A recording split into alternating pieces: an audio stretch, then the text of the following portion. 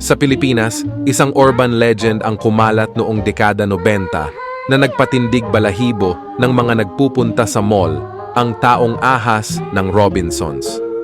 Ayon sa kwento, isang nilalang na kalahating tao at kalahating ahas na di umano'y kambal ng anak ng may-ari ng mall. Ito daw ay naninirahan sa ilalim ng Robinsons Galleria.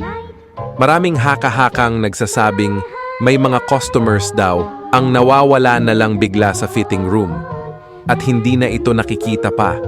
Alam mo ba, si Alice Dixon, isang popular na actress, ang matagal nang itinuturong biktima ng taong ahas.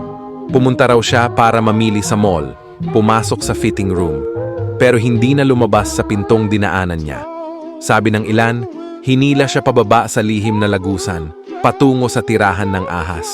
At swerteng nakatakas ito, matagal umugong ang kwento. At maraming nagsasabing ito daw ay binayaran para manahimik.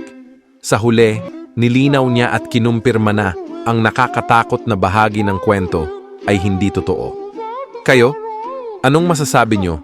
Eto ba ay tunay na nangyari? O eto ay katang-isip lang?